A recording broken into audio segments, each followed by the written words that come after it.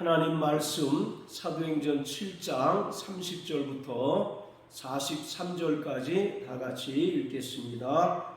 40년이 참에 천사가 시내산 광야 가시나무 떨기 불꽃 가운데서 그에게 보이거늘 모세가 이 광경을 보고 기이 여겨 알아보려고 가까이 가니 주의 소리 있어 나는 내 조상의 하나님 즉 아브라함과 이삭과 야곱의 하나님이로라 하신대 모세가 무서워 감히 알아보지 못하더라. 주께서 가라사대 내 발에 신을 벗으라. 너 섰는 곳은 거룩한 땅이니라. 내 백성이 애굽에서 괴로움 받음을 내가 정령이 보고 그 탄식하는 소리를 듣고 저희를 구원하려고 내려왔노니 시방 내가 너를 애굽으로 보내리라 하시니라. 저희 말이 누가 너를 관원과 재판장으로 세웠느냐 하며 거절하던 그 모세를 하나님은 가시나무 떨기 가운데서 보이던 천사의 손을 의탁하여 관원과 속량하는 자로 보내셨으니 이 사람이 백성을 인도하여 나오게 하고 애굽과 홍해와 광야에서 40년간 기사와 표적을 행하였느니라. 이스라엘 자손을 대하여 하나님이 너희 형제 가운데서 나와 같은 선지자를 세우리라 하던 자가 곧 이 모세라. 시내산에서 말하던 그 천사와 및 우리 조상들과 함께 광야 교회에 있었고 또 생명의 돌을 받아 우리에게 주던 자가 이 사람이라. 우리 조상들이 모세에게 복종치 아니하고자 하여 거절하며 그 마음이 도리어 애굽으로 향하여 아론더러 이르되 우리를 인도할 신들을 우리를 위하여 만들라. 애굽 땅에서 우리를 인도하던 이 모세는 어떻게 되었는지 알지 못하노라 하고 그때에 저희가 송아지를 만들어 그 우상 앞에 제사하며 자기 손으로 만든 것을 기뻐하더니 하나님이 돌이키사 저희를 그 하늘의 군대 섬기는 일에 버려 두셨으니 이는 선지자의 책에 기록된 바 이스라엘의 집이여 40년을 광야에서 너희가 희생과 제물을 내게 드린 일이 있었느냐. 몰록의 장막과 신레판의 별을 받들었으며 이것은 너희가 절하고자 하여 만든 형상이로라. 내가 너희를 바벨론 밖에 옮기리라 함과 같으니라. 아멘. 미디안에서의 생활이 40년이 되었을 때 모세는 가시나무 떨기 불꽃 가운데서 애국으로 돌아가 이스라엘 백성을 구원하라고 하나님께 보내심을 받았습니다. 이에 모세는 하나님으로부터 이스라엘의 관원과 속량하는 자로 보냄을 받아 이스라엘 백성을 애굽에서 인도하였고 애굽과 홍해 그리고 광야에서 40년간 기사와 표적을 행하였습니다. 36절은 출애굽의 전 사건을 한 구절로 요약한 것입니다. 하나님께서 이스라엘 백성들을 구원하시기 위하여 모세를 통해 출애굽하게 하셨고 광야에서 40년간 많은 기사와 표적을 행했다고 언급하고 있습니다.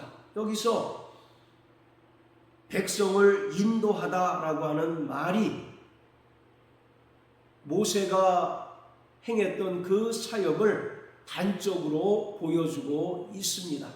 그리고 40년간 행했던 기사와 표적은 애굽에서의 10가지 재앙 그리고 홍해를 건넌 사건 시내산에서 하나님으로부터 율법을 받은 사건과 광야에서 행했던 많은 표적들을 말합니다.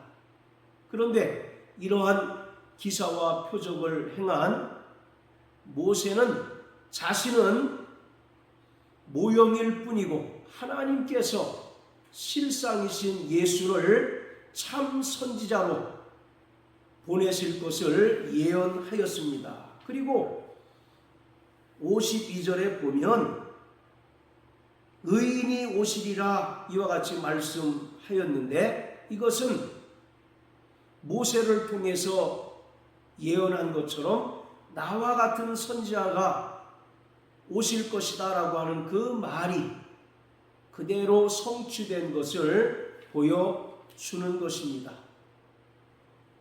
모세는 가시나무 떨기 불꽃 가운데서 하나님을 대면하여 보았는데, 이때 여호와 하나님께서 모세를 향해서 이리로 가까이 오지 말아라. 너의 선 곳은 거룩한 땅이니 내 발에서 신을 벗으라고 명령하였습니다. 모세가 가시나무 떨기 불꽃 가운데서 만난 여호와의 사자는 여호와 하나님이었습니다. 그리고 이 명령은 여호수아서 5장 15절에 기록한 것처럼 모세의 후계자인 여호수아에게도 동일하게 행하셨던 명령이었습니다. 인간이 죄를 범한 이후에 범죄한 인간과 하나님 사이에는 결코 넘을 수 없는 죄의 간격, 죄의 담이 생기고 말았습니다. 따라서 인간들은 결코 죄를 가지고는 하나님께 나아갈 수 없게 되었습니다. 하나님은 거룩하신 분이시며 또 거룩하신 하나님께서 임재하시는 곳은 어디나 거룩한 땅입니다. 그러기에 인간이 이러한 신을 신은 채로 결코 하나님께 나아갈 수 없습니다. 여기서 신이라고 하는 것은 인간의 부패하고 타락한 성품, 그리고 죄악된 행위들을 말합니다. 그러므로 하나님께서는 인간과 하나님 사이에 놓여져 있는 죄의 담을 허시기 위해서 구약에서는 짐승의 피로써 희생 제사를 드릴 것을 명령하였습니다. 그리고 신약에 와서는 하나님의 독생자 예수 그리스도를 십자가에 못 박아 죽게 하심으로써 인간과 하나님 사이에 놓여진 죄의 담을 무너뜨려 주셨습니다.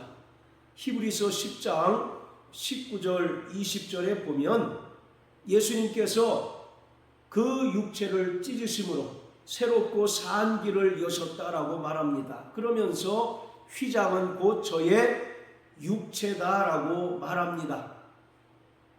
휘장은 우리에게 두 가지 의미를 설명하고 있는데, 그 첫 번째는 하나님과 인간 사이에 놓여져 있는 죄의 담을 말합니다.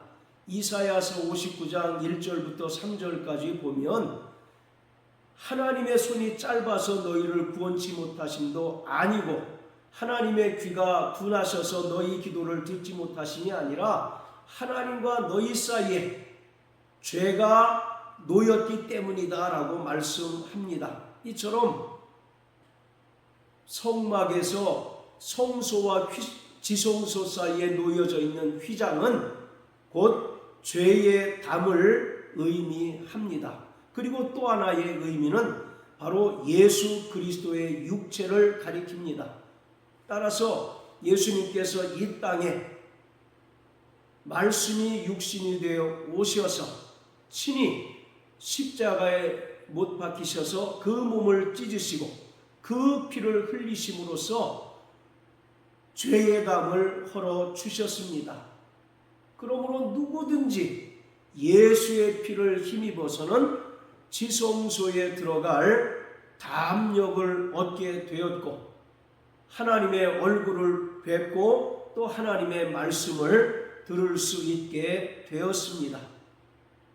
한편 모세는 하나님으로부터 출애굽의 사명을 받았을 때 대단히 두려워하여 그 사명을 감당하는 데 있어서 대단히 부정적이고 소극적이었습니다. 그래서 모세는 여러 가지 이유로 인해서 그것을 감당치 못하겠더라고 하나님께 호소하였습니다. 이것은 모세가 애굽왕 바로를 두려워했기 때문이고 또 히브리 사람들로부터 거절을 당한 전력이 있기 때문이었습니다. 그런데 이때 가시나무 떨기 불꽃 가운데서 하나님께서 나타나셔서 여호와라고 하는 하나님의 이름을 계시해 주셨습니다. 여호와라는 이름은 나는 스스로 있는 자라는 의미로서 하나님께서 모세와 언제든지 또 어디서나 함께 하시겠다는 약속이고, 모세는 이 거룩한 하나님의 이름을 계시받은 이후에 그 출애굽 사명을 온전히 감당할 수 있었습니다. 자, 그런데 38절에 보면 스데반은 광야의 이스라엘 백성들을 광야 교회라고 말합니다. 여기서 교회라고 하는 말은 히브리어로 카할이라는 단어가 쓰였고 또 헬라어로는 에클레시아라는 단어가 쓰였는데 바로 이것은 이스라엘의 총회를 가리킵니다. 이스라엘의 총회를 가리키는 카할이라는 히브리어가 신약에 와서는 그리스도의 몸된 교회, 즉 에클레시아로 변하게 되었습니다.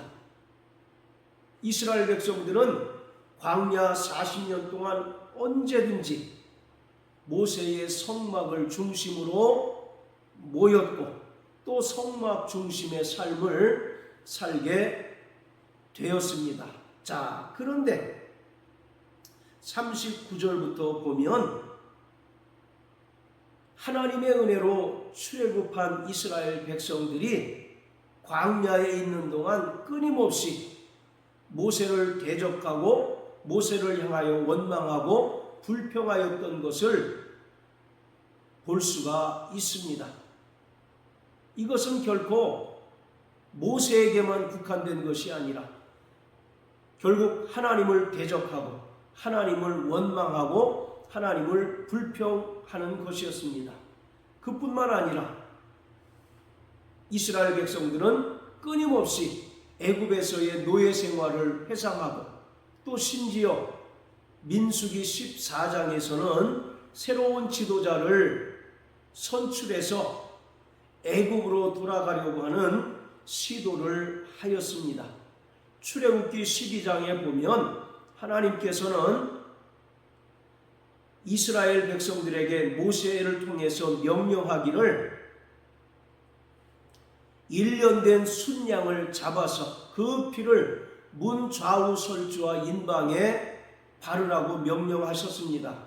그리고 그 고기를 불에 구워 먹되 무교병과 쓴나물과 함께 먹을 것을 명령하셨습니다. 자, 구약성경 출애굽기 12장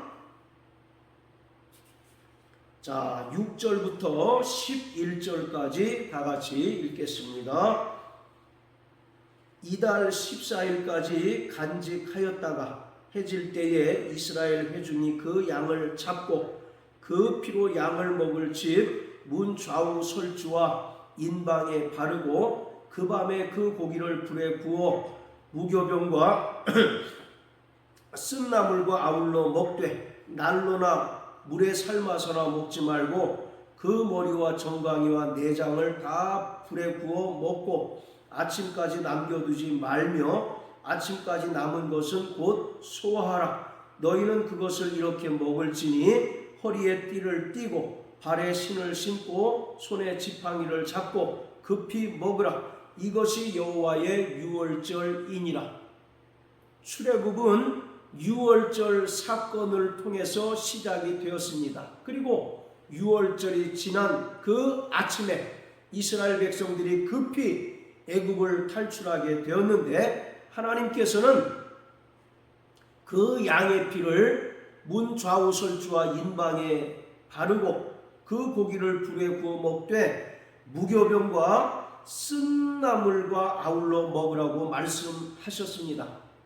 여기서 무교병은 신명기 16장 3절에 기록한 것처럼 고난의 떡이라고 부릅니다. 그리고 무교병은 누룩을 넣지 않은 빵으로서 이스라엘 백성들이 얼마나 급하게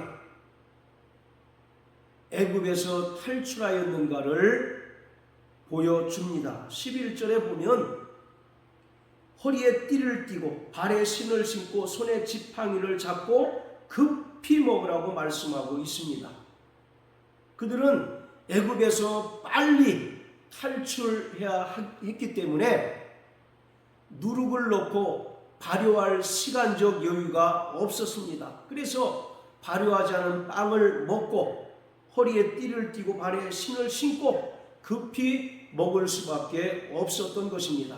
자, 그리고 무교병은 고린도전서 5장 5절부터 7절에서 기록한 것처럼 죄를 가리킵니다. 그리고 죄악된 옛사람의 생활을 가리키고 있습니다.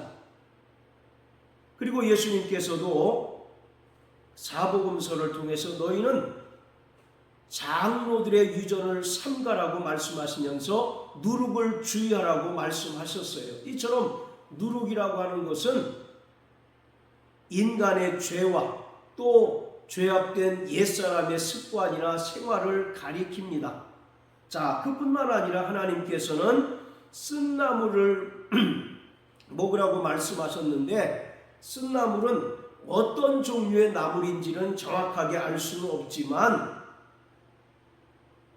매우 쓴 나물로서 이것은 쓰디 쓴 애굽에서의 430년 동안의 노예 생활을 상징합니다. 따라서 하나님께서 고기를 불에 구워서 먹을 뿐만 아니라 무교병과 쓴 나물을 먹도록 명령하신 것은 쓰디 쓴 430년 동안의 애굽에서의 노예 생활에서 은혜로 구원해 주신 그 하나님께 감사하라는 의미가 담겨 있습니다. 그리고 더 중요한 것은 무교병과 쓴 나물을 먹으면서 다시는 애굽을 추억하거나 회상하지 말고 또 애굽으로 다시 돌아갈 그 생각조차 먹지 말라고 분명하게 말씀하고 있는 것입니다. 이럼에도 불구하고 이스라엘 백성들은 애굽에서 탈출하고 홍해를 하나님의 은혜 가운데 건너서 광야 생활할 때 끊임없이 애굽을 회상하고, 심지어 민수기 14장에는 새로운 지도자를 뽑아서 애굽으로 돌아가려고 하는 시도까지 했습니다. 자, 민수기 14장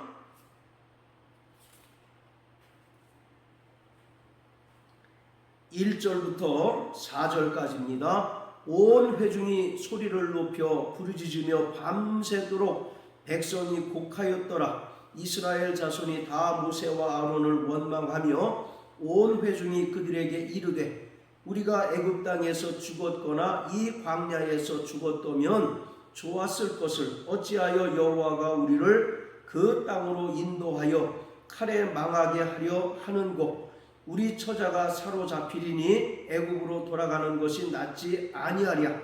이에 서로 말하되 우리가 한 장관을 세우고 애굽으로 돌아가자 하매, 하나님께서 유월절 사건을 통하여 고난의 떡으로 불리우는 무교병과 쓴나물을 먹게 하셔서 다시는 애굽을 회상하지 못하도록, 그리고 다시는 애굽으로 돌아갈 마음을 먹지 않도록 엄히 명령하셨음에도 불구하고 그들은 조금의 어려움들만 있으면 하나님을 원망하고 대적하며 또 애굽을 회상하고 심지어 새로운 장관을 뽑아서 애굽으로 돌아갈 결심까지 하게 됩니다.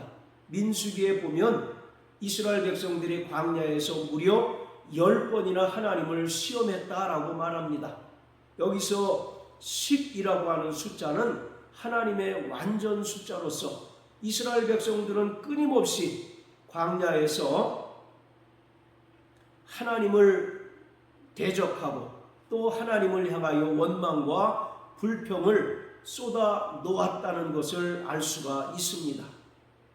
이러한 이스라엘의 하나님께 대한 대적과 원망과 불평은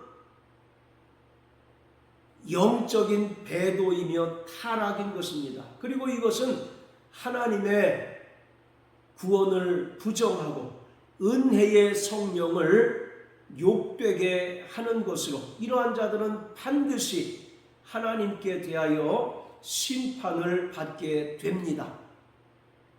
이스라엘 백성들이 범하였던 이러한 죄는 결국 은혜의 성령을 욕되게 하는 성령 모독죄에 해당이 되는 것입니다. 자, 히브리서 10장을 다 같이 보시겠습니다. 히브리서 10장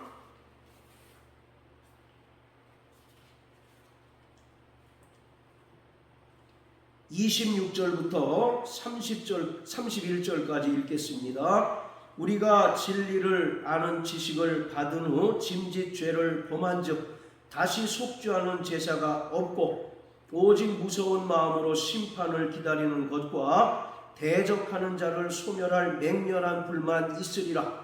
모세의 법을 폐한 자도 두세 증인을 인하여 불쌍히 여김을 받지 못하고 죽었거든 하물며 하나님의 아들을 밟고 자기를 거룩하게 한 언약의 피를 부정한 것으로 여기고 은혜의 성령을 욕되게 하는 자의 당연히 받을 형벌이 얼마나 더 중하겠느냐. 너희는 생각하라.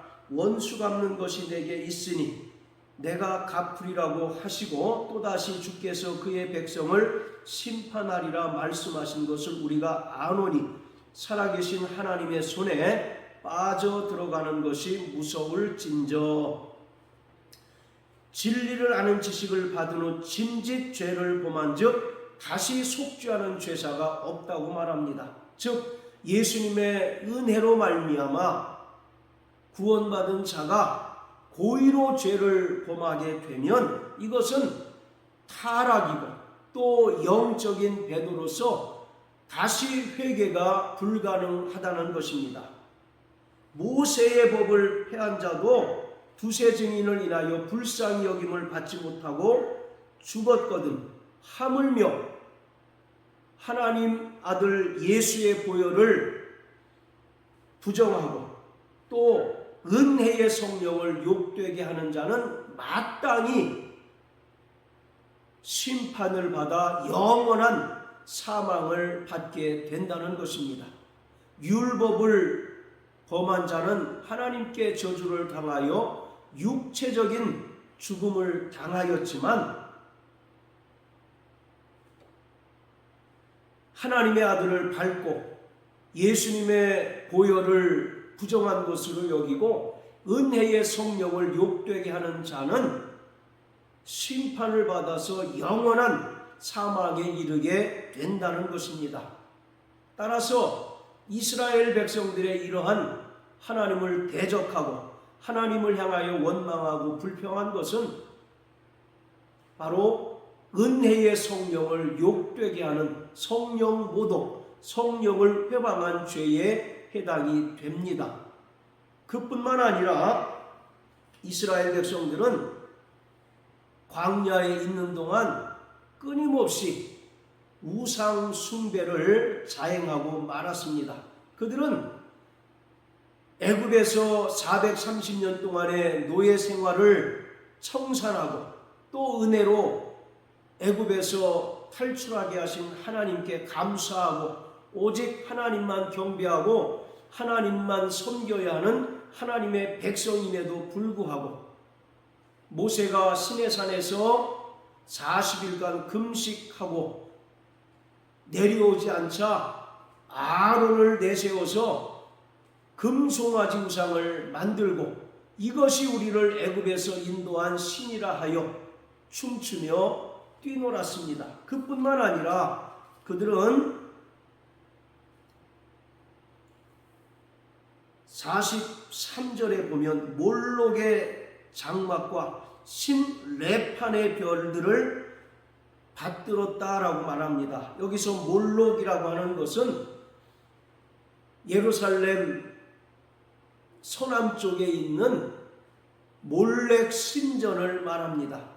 이 몰렉 신은 항상 12세 이하의 어린 사내 아이를 제물로 받는 그러한 신이기 때문에 그 몰렉 신전은 끊임없이 불이 타오르고 애통하는 소리가 끊이지 않는 곳이었습니다. 그래서 이곳이 그 유명한 흰놈의 골짜기 바로 게헨나입니다. 지옥을 상징하고 있습니다. 자, 그리고 신레판의 별이라고 하는 것은 아수르 민족이 섬기던 별의 신을 가리킵니다.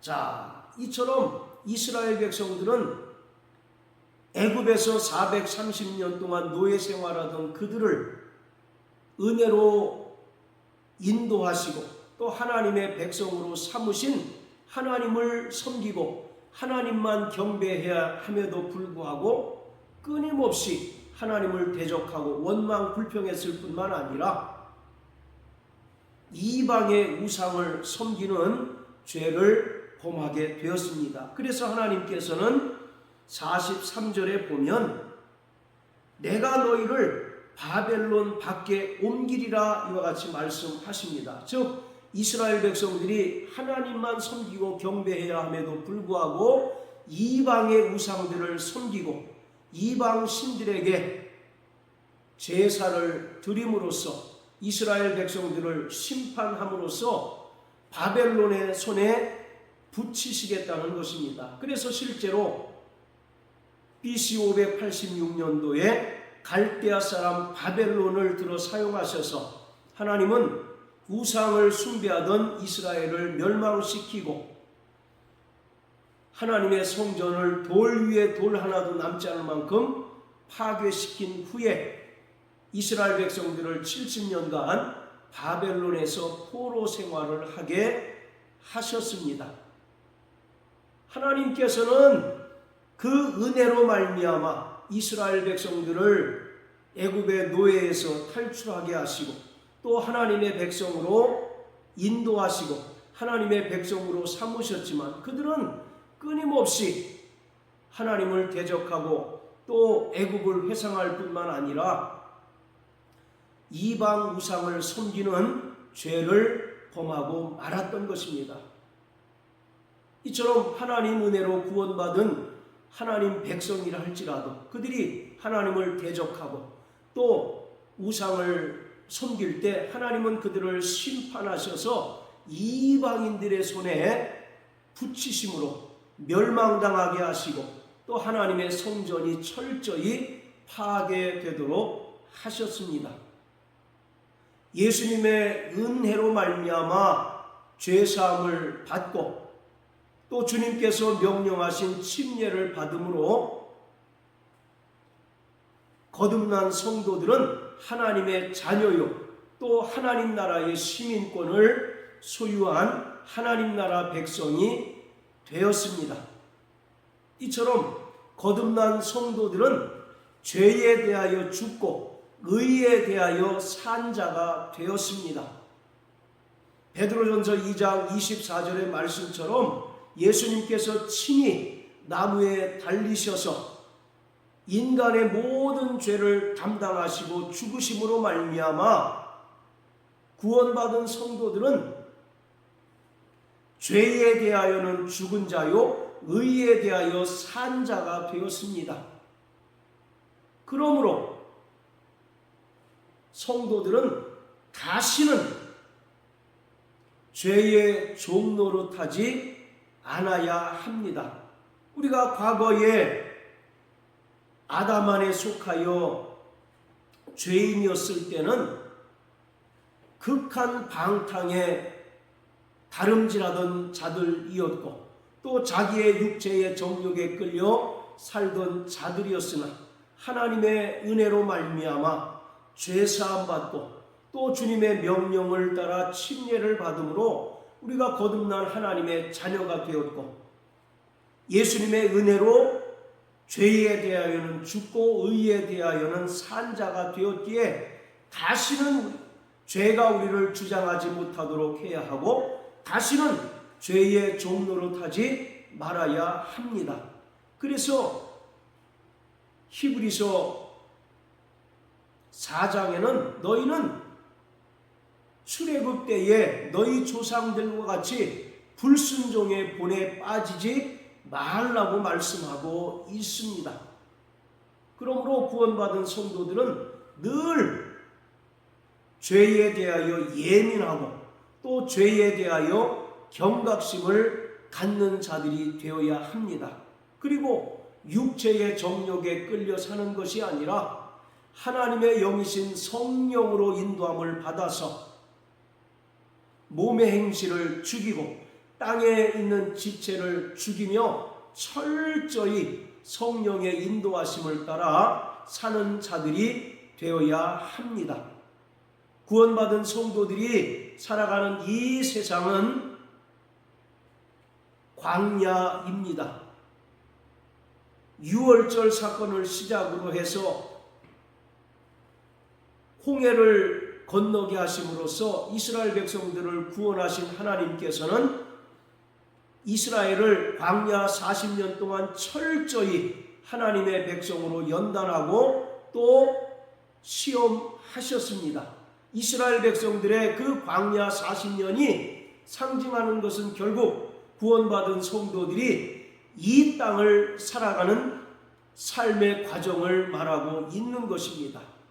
그러기에 하나님께서는 끊임없이 여러 가지 고난으로 또 때로는 불시험을 통해서 성도들을 연단하시고 하나님 말씀에 순종하는지 여부를 시험하십니다. 이 광야 생활을 하는 동안 구원받은 성도들은 철저히 성령 하나님만 의지해야 합니다. 광야는 인간이 살아갈 수 없는 환경입니다. 오직 하나님의 말씀을 의지하고 또 하나님께서 함께 하셔서 보호하시고 인도하시고 지키실 때 우리가 비로소 광야 생활을 온전히 살아갈 수 있습니다. 그러므로 우리는 거듭난 하나님의 자녀요 하나님의 백성으로서 여전히 이스라엘 백성들이 애굽의 삶을 회상하고 추억하듯이 우리는 옛사람의 성품을 따라서 또 썩어져가는 옛사람의 습관을 따라 사는 자가 아니라 하나님의 의와 진리와 거룩함으로 지으심을 입은 새 사람을 입고 하나님의 형상을 회복하며 날마다 성령의 인도하심을 따라 사는 자가 되어야 합니다. 빌립보서 2장 12절에서 바울은 항상 복종하여 두렵고 떨림으로 너희의 구원을 이루라고 말씀하고 있습니다. 출애굽 1세대들이 하나님을 원망하고 하나님을 대적하고 또 성령을 모독함으로 인하여 결국 하나님의 약속의 땅을 보지 못하고 광야에서 죽게 되었고 오직 여호수아와 갈렙만 출애굽 1세대 중에는 약속의 땅에 들어갔습니다. 그러므로 사랑하는 성도 여러분, 우리는 광야 같은 이 세상을 살아가는 동안 죄가 자신을 더 이상 주장하지 못하고 또 죄의 종노릇하지 못하도록 철저하게 우리는 성령의 인도하심을 따라 살아야 합니다. 그리고 날마다 하나님을 가까이 하는 삶을 살아야 합니다. 야고보서 4장에 보면 하나님을 가까이 하라. 그리하면 하나님께서 너희를 가까이 하시리라. 죄인들아 손을 깨끗이 하라 할지어다. 두 마음을 품은 자들아 마음을 성결케 하라. 이와 같이 말씀하고 있습니다. 우리가 어떻게 해야 하나님을 가까이 하는 것일까요? 철저히 세상과 구별된 삶을 살아내고 또 예수 그리스도의 보혈을 의지함으로 말미암아 회개할 때 우리는 하나님과 더 가까이 할 수 있고, 하나님은 우리를 용납하시고 우리를 만나주시고 영원히 우리와 함께 하실 수 있으십니다. 그러므로 일평생 죄와 싸우되 피 흘리기까지 싸워 이기고 성령의 인도하심을 따라 광야 같은 이 세상 가운데 살아갈 때에 오직 믿음으로 말미암아 승리하는 저와 여러분들 되시길 예수 이름으로 축복합니다. 할렐루야.